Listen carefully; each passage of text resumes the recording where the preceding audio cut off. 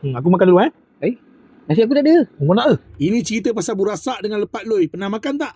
Dekat Kampung Tehel ni kita ada kedai Abang Jalal. Dia ada burasak, lepat loi. Oh, lepat loi. Kau tengok kedai ni cantik tak?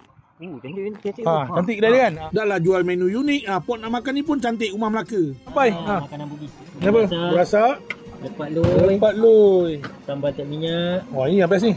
Rendang maman ayam. Rendang maman. Baik. Rendang maman daging. Dia punya burasak. Burasak ni makanan Bugis.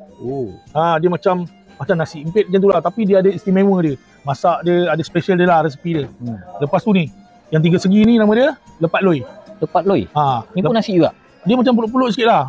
Kan? Tapi yang penting aroma daun pisang tu bro. Dekat sini memang killer dia sambal taik minyak lah. Gendang maman daging, gendang maman ayam. Maman selalu jumpa kat mana? Dekat Gemencing ni 9 je kan. Rumah Burasak Tehel ni hari ni bawakan gendang maman datang kat Melaka. Bila ramai yang minta nasi putih nak makan dengan gendang maman, Abang Jalal buat ni set ni. Siap dengan asam pedas tetel tau. Dah boleh lah makan gendang maman dengan nasi putih. Yang elok ni dia teh puncak.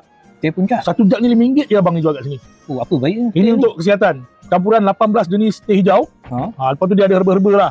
Elok untuk kencing manis, kencing malam, buat kencing. kuih kencing. Macam kau. Mapan yang dah siap pipil. Senang nak masak.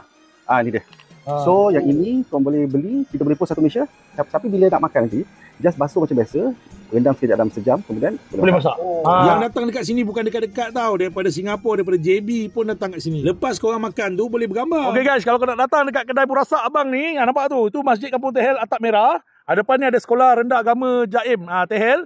Kedai dia betul-betul dekat situ. Okay, dah boleh share dah, bagi tahu geng.